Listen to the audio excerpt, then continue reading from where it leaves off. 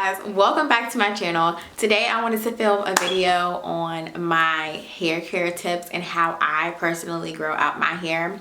I can make a separate video on my natural hair journey, but I did do a big chop about a year ago, and actually yeah, it was a year ago and some change, and since then my hair has grown a lot. Like I'll insert a picture, but I probably cut my hair. I told her I wanted to dust my shoulders, and my hair is now here.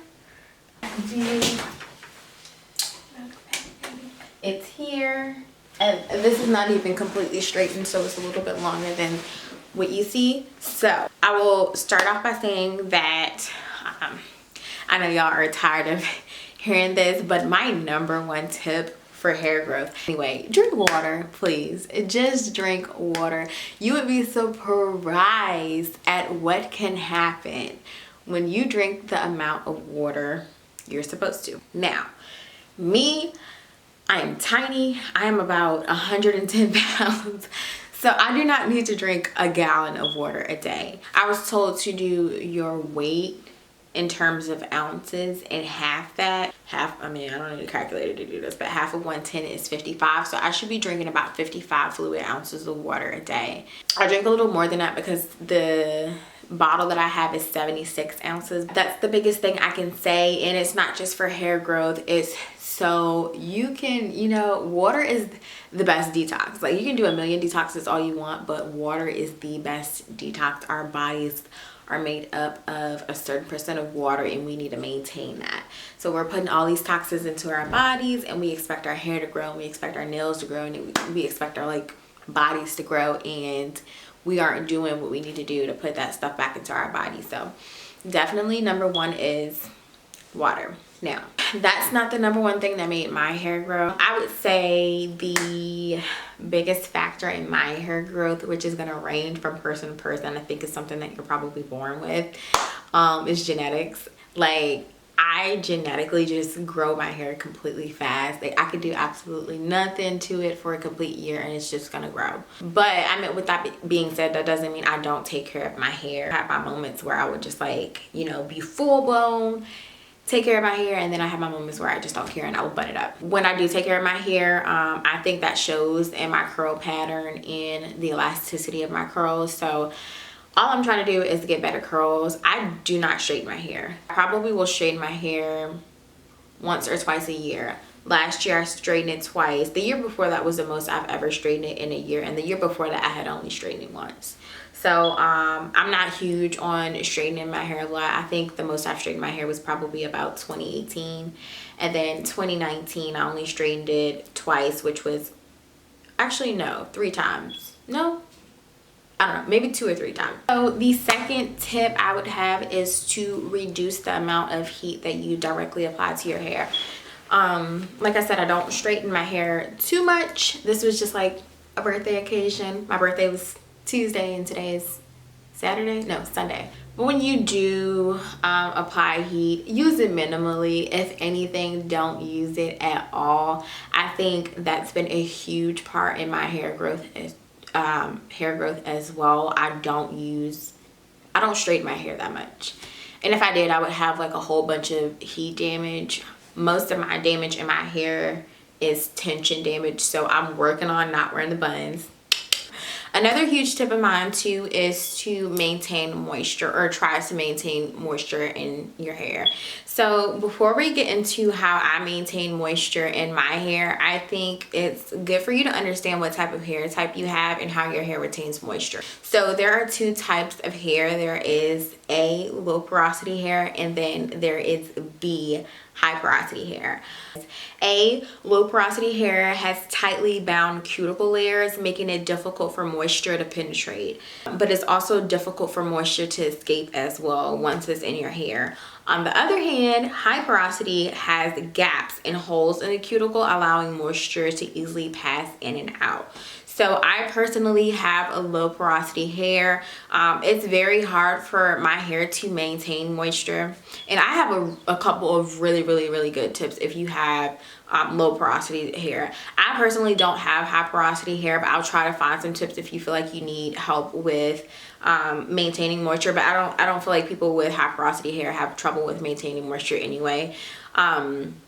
Yeah, so my hair is low porosity. My hair is constantly dry. I mean, it dries out so fast, and I constantly have to put moisture back into my hair. Like when I was little, my mom used to grease my scalp all the time, and I absolutely hated it, but I understood why she did it. The biggest things I would say is to invest in a steamer. So I deep condition a lot, which is another good tip to growing your hair out. When you steam versus sitting under a dryer or just letting your, just sit in a deep condition mask all day, which is fine. Sitting under a steam opens those hair cuticles for you. The same way if I was to sit in a shower and I'm standing in a shower and my pores open up, that steam is going to open up my pores. That steam is also going to open up my hair cuticle and lift the hair shaft, right? And so now that deep conditioner that I put into my hair is able to penetrate into my hair and work 10 times more effectively than if I was just, to sit around all day with that deep conditioner in my hair, sitting it on top of my hair. Of course it's going to work. Like, I'm not saying it's not going to work, but you're going to get 10 times the result you would get with a steamer than a, traditional hair dryer, or if you just don't use any heat at all. Steam is separate from heat, so it's a little hot, but I mean it's mist, so it's not gonna give you like heat damage whatsoever. And I personally bought my steamer for about $100, and I bought it a couple years ago, like at least probably 5 or 6 years ago. But now they have different brands making the steamers. I think the steamer that I brought was beautiful, and I don't think they sell it anymore. I'm pretty sure they discontinued it, but you can find it on Amazon for anywhere between like $50 to $100, and $50 to $100 is a great investment for something that's gonna last you years. Like, I still use my steamer. I paid $100 for it 6 years ago today, and it's done me well. So definitely, if you have the money, or if you don't, save up for it, and definitely make that investment towards your hair, because you're definitely going to see a huge difference once you start steaming. I feel like my products applied better. They lasted a lot longer once and then another tip on top of that too, I actually got this tip from Lipstick and Curls. Being that I have low porosity hair, something I did was mix my deep conditioners. What I did was use 1, a oil, 2, a deep conditioner, and then 3, and glycerin is the third thing. Glycerin is a humectant, so glycerin is just going to be responsible for pulling moisture into your hair. So for all my low porosity girls, you have the steamer that's, opening those cuticles, that's allowing that extra moisture to get inside of your hair. But now you also, if you mix your deep conditioner with an oil, which of course our hair needs oil for moisturization, along with your deep conditioner, as well as to help not only pull but mostly maintain the moisture in my hair. So I would say typically a wash and go before I started using glycerin, and my deep conditioners would last me about 2 to 3 days. Now I probably can get 5 days out of a wash and go. Now it might not look as cute as day 1, but the point is I can still, get that wear out of it. But glycerin is gonna cost you anywhere between like $7 to $10. I personally found mine at Walgreens. I'm sure Amazon has it as well. Huge important step. So when you mix it into your deep conditioner, you want to have a almost thin but not liquidy consistency. So you still want to be able to put it in your hair and want it to have a good slip, but definitely be able to incorporate enough glycerin into that, as well as some oil. And the oil I chose to use was 100% Jamaican black castor oil. You can use whatever oil you prefer. I like the castor oils, extra dark, or the dark castor oil. It really doesn't matter.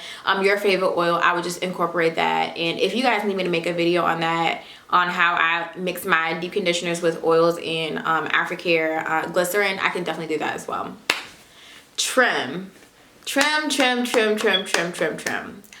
Guys, it does not matter how long your hair is. Please do not retain that length with dead hair. What good is hair if it's not healthy? It's just hair. Like, hair will grow back, and if you are doing all the right things, your hair should grow. You do not want dead hair.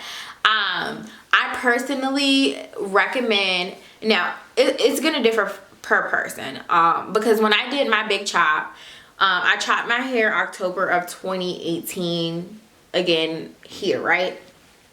And it was dusting my shoulders. And the next time I got a chop, like I said, between like October of 2018 and almost now, for real, like I took care of my hair, but I didn't take care of my hair the way I did the year before. And I would say I got one cut in between that, but my hair, my ends were not crazy at all. Like I honestly barely needed a cut. Like she barely clipped anything off, and my ends still look good. But I mean, you can literally look at your ends and tell when you need a hair trim. Like these are a little dry. It's not damaged, I promise, but they're a little dry. But definitely invest in someone who you can trust in trimming your ends. I don't recommend this for everybody. For a long time, I was trimming my own ends, not professionally, because I would just wear wash and goes, and where I saw like I had like damaged ends that were straight, I would just clip them off, period, point blank. But in between that, I would say I would probably see a hairdresser about twice a year for me. I was actually trimming my hair like I should have, you know. Now that's gonna vary. Like I know a lot of people like to get trimmed every 6 weeks, but if your hair is gonna grow like a quarter of an inch between 6 weeks, what sense does it really make to chop it if it doesn't need chopping? Now if it does, of course it makes sense, but if it doesn't, you know, I wouldn't waste my time doing it and just chopping hair just because. Be careful if you do want to trim your own ends. I personally have never had any problems because I wear my hair natural mostly, so I never cut it in a way that you could notice it was visibly noticeable. Like I even cut these bangs. That's why this is shorter than the rest of my hair, but I even cut my bangs, and from probably here to here, yeah, I cut my bangs. You just have to be super careful with the scissors and the person you allow to try. Like I don't go to a different person every time. Once you find somebody who cuts your hair good the first time, that's it. I personally still want to get a curly haircut. There is absolutely one person I want to cut my hair, and she's between like Dallas and New York, and I live in Virginia, so I haven't had a chance to see her yet, but hopefully before 2020 is over, I will definitely get a chance to see her. Try different products. So I can sit here and do a wash and go and tell you exactly every single product, and you can do every single step that I do.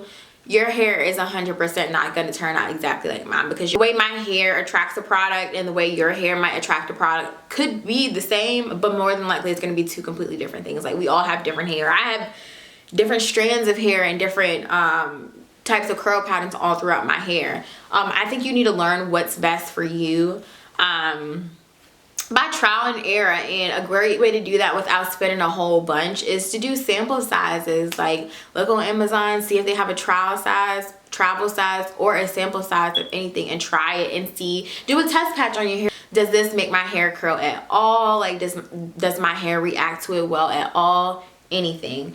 Definitely try different products, and I would say when it comes to a shampoo and conditioner, try to keep them within the same family. So I don't use Tresemme, but for some reason this is the only brand that's on my mind. Say for example, I use Tresemme, a certain line from Tresemme shampoo. I want to use that conditioner too, because they are created to work coherently. So when you shampoo your hair, it strips some of your hair. That's why people try to say invest in a co-wash too, which I'm going to get to in a minute. But the shampoo is made up of different chemicals and whatnot. Even if you use organic products, the shampoo is just going to strip your hair, because it's what? Cleaning. Exactly. You mop a floor, you clean a floor, it's going to strip the floor, right? Over time. You want to make sure you're using the exact conditioner. And I mean, if you have a combo that works for you, that's great, keep that. But personally, every time, and I don't have a favorite shampoo and conditioner. Well, I kind of do. I don't have one I swear by, I should say. But every time I've ever switched to a new shampoo and conditioner, I make sure it's from the same line and same brand. Like it does me justice. Next thing to get into is try co-washes. So like I said, shampoos have a bunch of chemicals in them, and they are created to clean your hair, right? And so when you're washing, you don't need to do that like all the time. I know some people, it depends on certain things, certain hair types. I personally try to wash my hair every 2 weeks. Now I do have my days where I'm like, okay, well, this wash and go isn't working and I don't want to go back to a bun just yet. I need to do another wash and go, but my hair is almost kind of still clean. The only thing that's on my hair is for real is product. But I would personally do a co-wash. Co-wash to me maintains a lot of moisture in my hair as well. It's not stripping my hair, if anything. And my favorite co-wash is As I Am. I'll put a picture of it here. But definitely invest in co-wash. To touch on the deep conditioning too, invest in deep conditioners. Find out which one is best for you and your hair type. Read reviews, comments, and all that. I have a plethora. My favorite one for like a curl bounce back is Weedad. It's kind of expensive, but a good alternative to that is Afro G Curlific Texture Treatment as well. That one's probably like, I don't know, between $7 and $12 from Sally's. I was deep conditioning my hair every time I wash it, which was like every 2 weeks. So I would do a steam every 2 weeks. And as time goes on, your hair gets better and the elasticity of your curls get better. And you won't need to do it as often. Like, I don't do it as often because my hair is pretty healthy right now.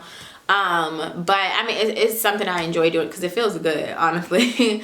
But definitely invest in different deep conditioners, moisturizing deep conditioners if you need moisture, if you need elasticity. Look and see what products cater to elasticity. And if you don't know what elasticity is, by the way, it's how well your curl bounces back. So say I pull a piece of my hair out and I dip it in some water and it's like wavy.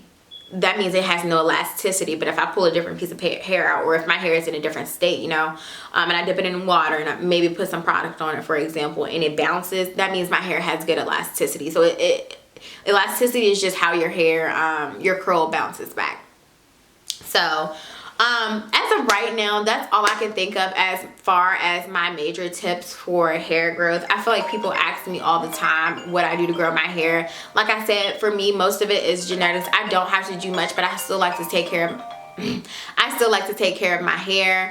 And those are my tips on how you can do so. So if you guys want any more suggestions on hair care tips or whatnot, leave them down below. Like this video and let me know. Make sure you're subscribed if you have not already, and stay tuned for my next video.